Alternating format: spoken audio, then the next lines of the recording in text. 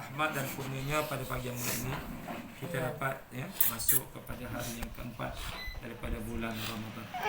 Maknanya sudah 3 malam kita menyelesaikan solat sunat tarawih dan hari ini masuklah hari puasa yang keempat. Baik. Jadi pada pagi yang mulia ini jadi akan disambung hadis Nabi SAW pada pagi semalam kita dah menyambung berkaitan dengan antara kelebihan bulan Ramadan terdapat padanya satu malam dan ganjaran pahalanya lebih baik daripada orang yang melakukan ibadah selama 1000 bulan. Baik, jadi pada pagi ini sambungan hadis ja'alallahu siyamahu faridah wa qiyama lailihi tatawwu'an, yang bermaksud Allah SWT telah menjadikan puasa pada siangnya sebagai satu kefarduan dan berdiri pada malamnya iaitu solat sunat tarawih sebagai satu perkara yang sukarela iaitu sunat. Baik. Jadi berdasarkan hadis ini menunjukkan bahawasanya dalam kehidupan kita ni ada dua perkara. Yang pertama perkara yang kita kena paksa diri, yang kita nak tak nak memang kita kena buat. Dan yang kedua ialah perkara yang menjadi pilihan sama ada untuk kita buat ataupun tidak, tetapi melakukan ataupun memperbuatkannya itu adalah lebih baik. Baik. Jadi apabila menyebut tentang Allah SWT telah memfardukan kepada kita akan puasa, bukanlah maknanya Allah nak seksa kita. Kalau kita tengok umat dulu sebagaimana yang mungkin dimaklumi sebelum daripada pensyariatan puasa sebulan Ramadan, orang dulu hanya puasa sehari saja, iaitu puasa Ashura. Ini adalah merujuk kepada kisah ketika mana Nabi Muhammad SAW sampai ke bumi Madinah, yang mana pada masa itu hari 10 Muharram. Bukan Nabi sampai 10 Muharram tak, maknanya selepas daripada Nabi hijrah pada hari 10 Muharram Nabi telah berjalan ke tempat pendudukan orang Yahudi. Maka Nabi SAW mendapati mereka sedang berpuasa. Maka Nabi bertanya, kenapa kamu berpuasa?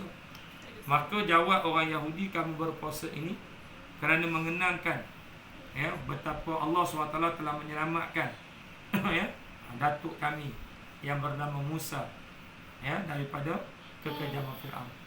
Bukan saja Nabi Musa lah, maknanya Nabi Musa dan juga Bani Israel yang hidup pada zaman dia. Dan di atas maknanya perbuatan Allah yang menyelamatkan mereka daripada kekejaman Fir'aun dan bala tentera, di mana Fir'aun dan bala tentera telah ditenggelamkan oleh Allah di dalam Laut Merah. Maka Nabi Musa berpuasa sebagai tanda kesyukuran di atas nikmat tersebut. Jadi oleh kerana Nabi Musa berpuasa, maka kami pun ikut akan perbuatan Nabi Musa. Jadi kami pun berpuasa setiap 10 Muharram. Jadi bila Nabi SAW bila mendengar kata-kata orang Yahudi, Nabi kata apa? Kalau sekiranya kamu berpuasa kerana ikut Nabi Musa, maka seharusnya aku, kata Nabi Muhammad, lebih layak untuk mengikut syariat akan apa? Perbuatan Nabi Musa. Kerana Nabi Musa bukan orang Yahudi, Nabi Musa orang Islam. Jadi kalau orang Yahudi ni tak ikut pun tak apa. Jadi Nabi Muhammad SAW pun balik, maka Nabi pun berpuasa. Dan Nabi pun menyatakan mana-mana para sahabat yang belum makan dan minum, maka bolehlah dia berpuasa pada hari 10 Muharram. Baik. Jadi pada masa itu ada yang mengatakan puasa 10 Muharram itu adalah merupakan satu puasa yang wajib pada masa itu. Sehinggalah apabila orang Yahudi memperolok-olok Nabi SAW, dia pergi sindir Nabi, apalah Muhammad ni datang ke Madinah, dia bawa pula orang kata apa, satu syariat yang didakwanya datang daripada Allah, sedangkan apa yang dia buat tu tiru kita je, kata orang Yahudi. Kita puasa 10 Muharram, dia pun sibuk nak puasa 10 Muharram. Jadi kata-kata orang Yahudi ni menyebabkan Nabi Muhammad ni macam tersinggung lah, terasa hati. Maka dalam hati Nabi pun seolah-olah macam mengharapkan ada sesuatu yang apa, yang terbaik daripada Allah Subhanahu wa taala. Maka tak lama lepas itu Allah Subhanahu Wa Taala pun memerintahkan kan pada bulan Syaban, itulah Ramadan yang berikutnya, supaya umat Islam berpuasa sebulan. Itulah dalam ayat ya ayyuhallazina amanu kutiba alaikumusiyam kama kutiba alal ladzina min qablikum la'allakum tattaqun. Baik. Jadi kalau di satu sudut kalau kita tengok, untunglah orang Yahudi ataupun orang dulu puasa sehari, kan? Kita puasa sampai 30 hari, kan? Mungkin ada kata, kalau macam tu untung jadi umat dulu, kan? Rugi jadi umat Muhammad. Pasal umat dulu sehari je puasa. Umat ni Muhammad sebulan kena puasa. Di sini kita kena faham, sebagaimana yang disebutkan pada pagi semalam. Ingat, Allah Subhanahu Wa Taala mencipta kita manusia ni sebagai apa? Hamba-Nya untuk melakukan ibadat. Lihat. Maknanya selagi mana manusia itu banyak melakukan ibadat, maka selagi itulah manusia itu mulia di sisi Allah Subhanahu Wa Taala. Itulah yang kita kata. Jadi maknanya lagi banyak ibadat kita buat, lagilah banyak kelebihan. Lagilah banyak kemuliaan yang kita akan dapat. Sebab kita jangan dalam perkara ibadat ini ada satu tegangan daripada Nabi SAW. Sampai ada riwayat yang mengatakan salah satu daripada tanda-tanda kehinaan, tanda-tanda manusia itu akan dihinakan oleh Allah apabila dia mula dalam perkara ibadat, dia cuba banding diri dia dengan orang yang lebih apa? Rendah ataupun lebih teruk daripada dia. Kalau kita dalam beribadat, jangan tengok orang lebih teruk pada kita. Awak baca satu muka, dia tu tak baca langsung. Banding dengan orang tak baca, memang menang kita. Jadi dalam beribadat ni, kita kena tengok orang lebih hebat pada kita. Kenapa lah aku baca satu muka, dia boleh baca dua muka? Dia kena fikir macam tu. Kenapa lah aku puasa sehari, sedangkan dia ni boleh puasa 2 hari. Ni kalau puasa sunat lah, jadi maknanya itu di antara apa? Tanda kemuliaan. Kan Nabi kata, nak tahu kita ni mulia ke tak, dalam perkara ibadat kita lebih suka membandingkan diri kita dengan orang yang lebih baik daripada kita. Kalau ada orang lebih baik, itulah perbandingan yang kita kena jadikan, satu perbandingan untuk kita menjadi lebih semakin baik. Bukan banding orang lebih teruk. Mana haji banding Israel sehari, kita sebulan, silap. Mana kita sedang menempa akan kehinaan. Jadi itu sebab kita kena rasa bersyukur, kan? Sebab ibadat yang Allah perintahkan pada kita pun bukan satu ibadat yang apa? Menyusahkan dah. Kan? Tidak ada satu pun perkara ibadat yang menyusahkan. Bahkan semuanya ada manfaat dan kebaikan. Puasa, semayang, kan? Hatta zakat. Zakat tu, kan? Walaupun kita bayar, kan? Ikut orang kata satu kepala, perak masih lagi RM7, RM14 dan RM21 ikut harga beras, kan? Yang apa? Yang dimakan. Baik. Jadi sebenarnya ada manfaat dan ada kebaikan untuk kehidupan kita. Di samping menyucikan harta, ia juga dapat membersihkan jiwa. Kan, rupanya kita bagi zakat tu jiwa bersih. Bagi sedekah pun sama juga. Cuma sedekah ni sunat, zakat tu wajib. Baik. Haji pun sama juga. Keluar duit beribu-ribu, berkumpul ramai-ramai dekat apa? Dekat Mekah. Di hadapan Kaabah, di Masjidil Haram. Bukan saja Allah suruh dah, tapi ada kebaikan dan manfaat yang kita pasti akan dapat. Itu sebab Allah Subhanahu Wa Taala walaupun dalam bentuk, kan, paksalah bila kata wajib ni. Sebab kita tahu wajib ni kalau tak buat, bukan setakat berdosa, ada azab yang menanti. Jadi maknanya walaupun dalam bentuk paksaan, sebab Allah tahu, kan, Allah Maha mengetahui manusia ni, kan. Kalau tak dipaksa, memang tak buat. Jadi macam kita lah, sama juga abah dengan umi. Kadang ada juga paksa anak-anak, kan, buat satu benda, baca buku, apa lagi, kan, tidur awal, contoh, kan, yang kena paksa. Kalau tak paksa, maknanya mungkin perkara tu akan dibuat lebih kurang dan sebagainya, kan. Walaupun benda tu kan Allah tidak wajibkan pun, tapi sebabkan benda tu perlu kan ya, dijadikan sebagai satu peraturan. Macam di sekolah kan, di asrama macam-macam peraturan. Jangan pula tanya, peraturan yang asrama buat tu ada dalam Quran ke? Tak semestinya. Kalau sekiranya peraturan itu baik untuk mendidik pelajar, maka tidak menjadi satu kesalahan. So hanya dengan menguatkuasakan satu undang-undang barulah dapat mendisiplinkan pelajar, maka itu tidak menjadi satu masalah. Jadi itu perkara yang kita kena faham. Sebab ada hadis Nabi kata apa? Antum a'lamu bi umuri dunyakum. Kan kamu lebih tahu apakah perkara yang baik dan sesuai berkaitan dengan dunia kamu. Jadi ikutlah, aturlah, susunlah kan, selagi mana ia tidak bercanggah dengan Quran dan hadis Nabi. Adalah kalau ada peraturan asrama yang menyalahi kan Quran, tak boleh lah. Kan peraturan rumah ni apa ada membuat peraturan ianya bertentangan dengan sunnah Rasulullah, tak boleh lah. Kan itu tak boleh ikut.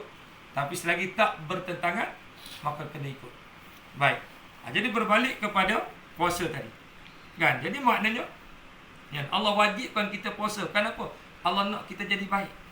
Kan? Apakah kebaikan antaranya? Walaupun insya-Allah mungkin akan ada slot berkaitan dengan kelebihan puasa itu sendiri. Tapi secara umumnya kita ambil daripada ayat Quran, la'allakum tattaqun. Kerana Allah nak kita ni jadi orang yang bertakwa. Orang yang betul-betul takut pada Allah. Orang yang betul-betul melaksanakan perintah Allah dan meninggalkan larangan. Kan? Macam puasa ni, perintah Allah. Tak nak kena buat. Dari samping perintah Allah, ada juga larangan Allah. Apa larangan Allah? Tegahan daripada makan dan minum. Yang dah berkahwin, tegahan daripada melakukan hubungan suami isteri pada siang Ramadan. Nampak? Sebab pasal apa? Allah nak didik kita di sudut perhambaan kita dengannya. Kan? Taat dak kita? Ikut dak kita? Kan? Setakat mengaku, semua orang boleh mengaku. Ahasiban nas an yutraku an yaqulu amanna wa hum la yuftanun. Surah Al-Ankabut Allah kata apa? Adakah manusia menyangka cukup kami mengaku beriman sedangkan mereka belum lagi diuji? Tak cukup, Allah kata. Kena ada ujian. Inilah ujian kita. Kan? Dengan apa? Diwajibkan puasa. Tak puasa, berdosa. Berdosa, masuk neraka. Sekarang ni mungkin orang bila sebut tentang neraka, duk cebik mulut, main-main. Jangan. Neraka ni tempat azab. Dalam Quran Allah dah memperingatkan kita banyak kali ayat-ayat yang menceritakan tentang apa? Kegerunan, kedahsyatan api neraka. Jangan sampai bila sampai dah dimasuk ke dalam neraka baru nak menyesal. Itu ayat daripada surah Sajdah yang duk baca pagi Jumaat. Rabbana absarna. Ada manusia kata apa? Ya Allah, hari ni baru kami nampak betul. Kan? Wa sami'na, benar apa yang kami dengar. Maknanya hidup dekat dunia lu tak percaya. Kan? Selagi mata tak nampak, selagi telinga tak dengar, tak percaya. Kan? Hari ni baru nak percaya. Maka dia kata apa? Farji'na na'mal salihat. Tolonglah kembalikan kami ke dunia untuk melakukan amal soleh. Dah mati dah. Nak minta Allah supaya apa? Kembalikan hidup mereka kan di dunia. Baru nak beramal. Tak ada. Jangan harap. Itu kita yang masih hidup ni ambil kesempatan. Gunakan masa, peluang, tenaga, apa saja untuk kita buat ibadat. Tunjukkan kita ni benar-benar yakin dengan kewujudan syurga Allah dengan kita melakukan amalan. Tunjukkan kita ni benar-benar takutkan azab neraka Allah dengan juga melakukan ibadat, meninggalkan perkara yang dilarang. Baik. Itu sebab jangan kita menganggap ibadah puasa ni sebagai satu yang apa? Membebankan, menyusahkan. Nampak? Memanglah akan rasa juga keluhan. Letih, penat. Tapi sebenarnya yang mengeluh tu adalah nafsu. Ingat inilah yang dikatakan apa? Suatu anugerah Allah yang ada pada manusia yang tidak ada pada malaikat. Malaikat tak ada nafsu. Cuma malaikat mereka boleh melakukan ketaatan tanpa penat. Itu Nabi SAW ketika Nabi dinaikkan ke langit dalam peristiwa Isra dan Mi'raj. Tapi telah diperlihatkan keadaan malaikat beribadat. Ada yang berdiri saja, ada yang rokok saja, ada yang sujud saja, kan? Ya. Jadi jangan tanya, malaikat tak letih kau rokok ni. Kita yang rokok berapa minit tak mana, berseminit pun, kan? Subhana Rabbal Azim 3 kali tu pun sat je. Tu pun rasa lenguh dah. Ya. Kalau siapa yang pernah solat sunat tasbih, baca pula tasbih 10 kali, lagi lah. Ya. Itu solat sunat tasbih ni atau solat sunat yang sangat tak digemari. Kan, pasal apa? Sebab dia lama. Lama pasal apa? Pasal tasbih tu. Nabi kan 300 tasbih dalam 4 rakaat. Jadi bayangkan malaikat boleh rokok sampai kiamat, boleh sujud sampai kiamat. Kita pun kalau sujud berapa lama boleh dia sujud pun. Saya silap tertidur ada sujud. Contoh. Ya. Tapi malaikat boleh sujud. Kenapa? Kalau orang tanya, kan? Sebab dia pun tak ada nafsu. Ya. Dia pun tak ada nafsu. Itu sebab dia orang boleh sujud, boleh rokok tanpa letih. Kan? Kita tak adalah suruh rokok tak bangkit-bangkit dah. Kan? Tak adalah suruh sujud sampai tak bangun-bangun, tidak. Kan? Sebab apa? Sebab kita ada nafsu. Memang nafsu ni akan mengeluh setiap kali beribadat kerana sifat nafsu tu tidak suka beribadat. Jadi nak tahu kita ni dikuasai oleh nafsu ke tidak, tengok antara kita dengan ibadat. Kalau rajin, maknanya kita bukan dikuasai oleh nafsu, tapi dikuasai oleh iman. Ingat ya, hati manusia ni ada satu saja. Sentiasa menjadi rebutan antara iman dan juga nafsu. Jadi kalau kita pilih nafsu, iman akan apa? Kan? Lari meninggalkan kita. Tapi kalau kita pilih iman, maka nafsu akan jadi mongot-mongot. Jadi ngantuk, letih. Pasal apa? Kan? Sebab sekarang kita dalam mendidik nafsu. Nafsu tak suka. So kalau abah kata wallahu alam, segor. Tengok TV lah. Saya nak jogging lah. Kan? Nak main pingpong lah. Pasal apa? Pasal nafsu sudah tidak lagi rasa dia apa? Dikongkong. Kan? Dengan apa? Dengan ibadat. Itu apa saja ibadat, tidak ada satu benda pun yang nafsu suka. Kan? Ya? Yang suka tu ialah iman kita. Jadi kalau siapa yang lebih lepas satu ibadat dia buat, lepas baca Quran, contohlah kan, di sembahyang sunat duha, lepas duha sama baca Quran. Kan? Buat benda-benda yang berfaedah, bermanfaat. Nampak? Sampai dia tertidur, tak apa. Ingat ya, tidur kerana kelihatan ibadat itu yang dikatakan tidur menjadi ibadat. Tidur berpahala. Tapi kalau saja tidur, kan, macam hari ni orang dia buat satu status. Kan? Tidur ibadat itu ialah tidur yang kerana kelihatan ibadat. Bukannya tidur daripada subuh sampai ke asar. Itu adalah tidur nak latih diri jadi jenazah. Kan? Siapa nak latih jadi jenazah, tidur daripada lepas subuh sampai asar. Kan? Okey. Nampak? Ya? Jadi itu di antara perkara yang kita kenapa? Ya? Kena tahu. Baik.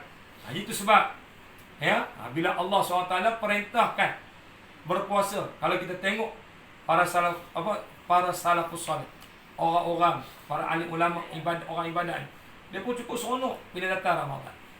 Nampak? Tapi kita orang Melayu ni bukan semualah. Kan? Kebanyakannya suka Ramadan ni bukan kerana ibadat puasa tu, pasal apa? Pasal nak raya. Kan? Seronok sebab tahu lepas Ramadan mesti raya. Tak pernah lagi berlaku satu tahun ada Ramadan tak ada raya. Ada pernah dengar? Okey, tahun ni Ramadan, raya tak ada. Tak ada, raya ada. Walaupun dalam keadaan PKP sekalipun. Kan? Raya tetap ada. Cuma mungkin dalam keadaan, kan, ya, terbatas lah kan. Tak boleh nak ziarah orang ke apa ke. Ya? Okey, baik. Itu di antara perkara yang kita kena tahu. Jadi maknanya, ada orang bila dengar Ramadan ni, dia bukan seronok kerana boleh puasa, boleh tarawih, kan? Boleh buat ibadat, ganjaran pahala banyak, malah tak dia tak gembira pun kerana tu. Tapi semata-mata kerana apa? Kerana nak raya. Allahu Akbar. Kalau itulah keadaan kita yang ikut kebanyakan orang ramai ni, maknanya kita pun jadi orang kata apa, manusia yang ditewaskan oleh nafsu. Atau kita kena seronok Ramadan ni kenapa? Kerana dapat beribadat, dapat berpuasa, dapat mendekatkan diri kita dengan Allah. Ingat, Puasa juga salah satu ibadat yang apa? Mampu mendekatkan diri kita dengan Allah. Dan juga dapat apa? Ya, mengingatkan akan apa hakikat kita yang sentiasa memerlukan. Bayangkan, baru tak makan, tak minum, hanya beberapa jam. Memang letih, lapar dan sebagainya.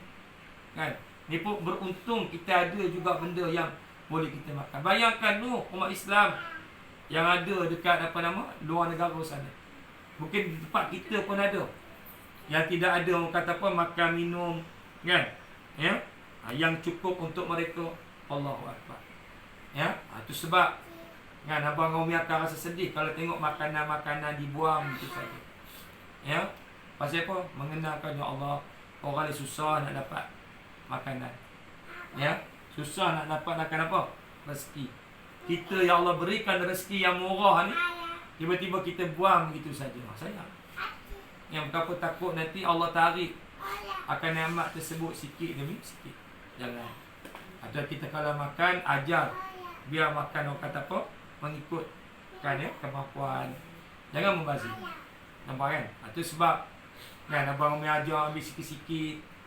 Kan? Ya, ambil sikit-sikit. Sebab kalau dah ambil banyak, kan? Atau kalau macam Zidane, kalau ambil dia buku ada itu tak habis. Siapa nak makan? Siapa nak makan? Makan dia. Tak payah nak makan. Dia harap lah. Kan? Ya, seolah nak makan Zidane. Kan? Itu sebab orang tak bagi ambil banyak-banyak. Kenapa membazir? Kan? Jadi latih dia ambil sikit-sikit. Walaupun kita buka puasa tu malah lapar. Itu kata tu sebenarnya kena ada mujahadah, kena ada perjuangan orang kata apa nak didik nafsu. Kan ya? Masa berbuka puasa tu. Jadi apalah guna kita punya lawan nafsu sekarang ni bila buka puasa jadi kembali hamba nafsu. Ya, kan? Itu sebab kan ya? Kita makan biarlah orang kata apa? Makan sekadar mengembalikan tenaga. Kan ya? Mengembalikan kekuatan. Yang tidak ada tujuan lain. Semua yang ada pada kita, tenaga ke, kekuatan ke, kesihatan ke, hanya satu je. Untuk apa? Ibadat kepada Allah. Ya, itu sebab apa saja dalam kehidupan kita yang boleh membawa kepada ibadat, itulah dia tahu tanda-tanda ya, sama ada kita ataupun Allah memuliakan diri kita. Ataupun kita sedang apa? Membawa diri kita kepada kemuliaan. Ya, di sisi Allah Subhanahu wa taala. Rasanya pagi ni cerita tentang tu lekut ya. Berkaitan dengan kefadlan puasa. InsyaAllah esok kita sama tentang tarawih pula. Tak ada lekut ya. Kan? Bukan tak ada. Masih ada kan. Cuma cukuplah sikit-sikit tu. Jadi itulah di antara kenapa Allah Subhanahu wa taala mewajibkan kita ya berpuasa. Kan tadi Allah nak kita jadi baik. Allah nak kita jadi orang bertakwa, taat kepada Dia. Kan? Kerana ingat syurga, Allah kata apa? U'iddat lil muttaqin. Disediakan bukan untuk muttaqin seorang. Kan? Sesiapa saja yang bertakwa. Jadi nak bertakwa salah satunya puasa. Kan? Insya-Allah. Walaupun Allah kata la'allakum, mudah-mudahan. Kan? Kod-kod. Kan? Istilah mudah-mudahan, kod-kod bukan benda pasti sebenarnya. Maknanya tak semua orang berpuasa itu mendapat takwa. Kan? Ada orang puasa yang Nabi kata apa? Tidak mendapat apa-apa melainkan lapar dan dahaga. Pahala apa tak ada. Itu rugi. Nampak? Jadi kita usahalah. Jadikan diri kita kan, ya? Jadikan puasa yang kita lakukan ini puasa yang boleh menjadikan kita orang yang benar-benar taat. Ya? Sebenarnya puasa ni dia ada unsur ibadat malaikat. Malaikat pun tak makan, tak minum. Jadi Allah nak bukan Allah nak kita jadi malaikat tak. Tapi Allah nak kita tiru ibadat malaikat. Nampak? Kan ya? Sekurang-kurangnya adalah satu keadaan yang mampu menjadikan kita hamba-Nya yang menyebabkan kita dikasihi oleh Allah. Itu sebab kalau manusia ni taat kepada Allah, dia akan jadi lebih mulia daripada malaikat. Sebab malaikat taat pada Allah kerana malaikat tidak ada nafsu. Tapi manusia dalam keadaan walaupun ada nafsu, tapi masih boleh taat kepada Allah, maka dia akan jadi mulia lebih daripada malaikat. Tapi awas kalau sebaliknya, kalau manusia menjadi apa? Hamba nafsu, tunggangan nafsu, dia akan jadi lebih hina daripada binatang. Kan? Kan? Kalau binatang apa yang paling hina setakat ni? Ya, bab 1. Tahu bab satu? Kan? Contohlah. Ya, atau lembu pendek, saya panggil lembu pendek. Kan? Ya. Tak kira lah apa pun. Ada orang panggil istilah apa, beliau. Sekarang ni kan. Baik. Ya. Kalau kita kata babi itu hina, ingat, manusia yang Allah humbankan ke dalam neraka. Ya. Kerana dosa adalah lebih hina daripada babi tadi. Kenapa? Kan? Kerana babi tak kena azab dalam neraka. Yang kena azab dalam neraka ni ialah apa? Manusia. Itulah seorang ulama yang bernama, ya, apa nama, Syekh Junaid Al-Baghdadi rahimahullah. Ya, satu hari ketika mana dia sedang berjalan, kan? Ya, kebetulan masa dia berjalan tu ada orang ramai. Tak lama lepas itu, kan, ada seekor anjing. Maka orang ramai panggil, "Ya Junaid." Biasalah kan, ya, macam Syekh Junaid ni dia orang tasawuf. Dia seorang ulama sufi. Yang dia bukan jenis orang yang menunjuk-nunjuk. Dia ni ulama dah. Ya, kan, dia pakai pakaian biasa. Jadi orang yang tak kenal dia kata dia ni wali Allah, dia ni seorang apa? Ulama. Yang dia panggil nama. Tak ada lah panggil apa, macam kita dah panggil ustaz, cikgu kan. Kan dia orang? Kan, ya, kalau dia orang yang hormat, dia orang akan panggil lah ya wali Allah. Kan? Ya Syekh. Itu maknanya dia penghormat. Ini golongan yang dia tak hormat ni. Ya Junaid. Panggil Junaid je. Kan? Dan dia pun tak kisah. Dia pun tak berbekas di hatinya dengan panggilan-panggilan ni. Ya. Dia orang tanya, antara kamu dengan anjing tu siapa yang lebih mulia? Kan? Maka apa jawab Syekh Junaid? Dia tak kata aku lagi mulia pada anjing tak. Kan? Kalau kita mungkin itulah jawapan kita. Akulah. Aku manusia. Allah cipta manusia ahsan taqwim. Kan? Sebagai ciptaan. Dah. Dia kata apa? Tengok kesudahan aku bagaimana. In dakhaltun nar, sekiranya aku dihumbarkan oleh Allah ke dalam neraka, fa huwa khairu minni, anjing itu lebih baik daripada aku. Anjing lebih baik daripada aku. Sebab anjing tak kena seksa. Manusia kena seksa. Kan? Api neraka Nabi kata apa? 70 kali ganda daripada api dunia. Bayangkan. Dan api dunia yang panas itu pun melecur, mati, rentuh ramai. Bayangkan kalau 70 kali ganda, tak payah kena api. Bawa kena bahan dia pun dah bakar. Kan? Punya panasnya api neraka.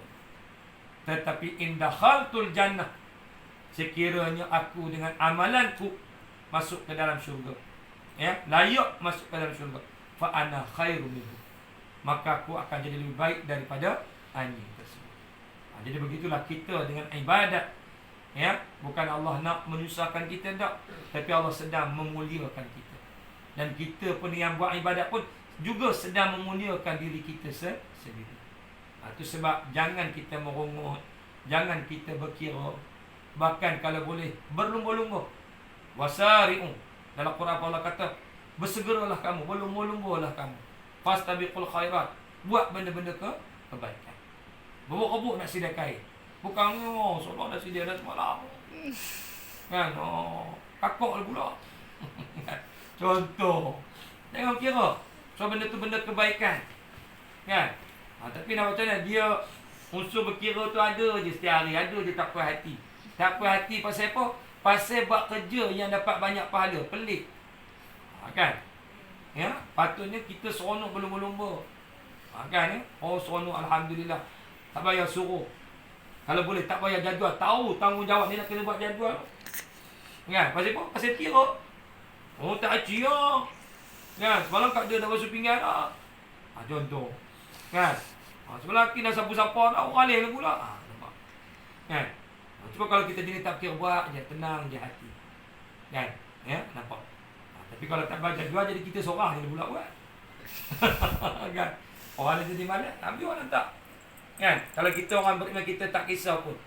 Kan, lantaklah. Apa tak nak buat, aku buat. Ya? Itu dia antara perkara-perkara yang sepatutnya lah, kan.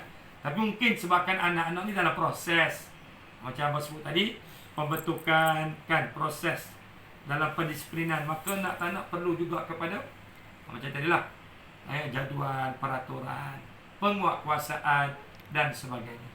Ya, itulah di antara perkara yang kita kena maklum di sebalik apa? Perintah wajib berpuasa ni, kan.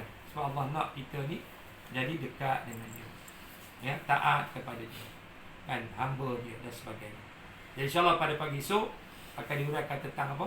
Solat sunat tarawih pula.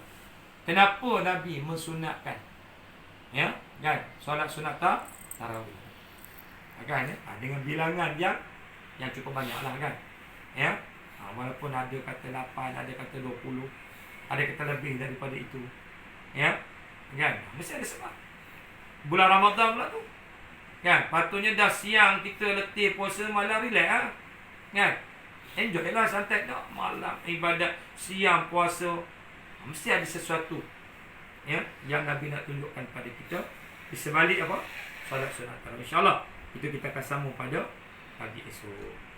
Semua kita bertemu lagi, kan, pada hari yang lain, waktu yang sama, ya, selepas solat subuh. Mudah-mudahan apa yang disampaikan ini ada manfaat, ada kebaikan yang kita peroleh, insya-Allah. Aku qali hadza wa sallallahu alaihi wa sallam. Wassalamualaikum warahmatullahi wabarakatuh.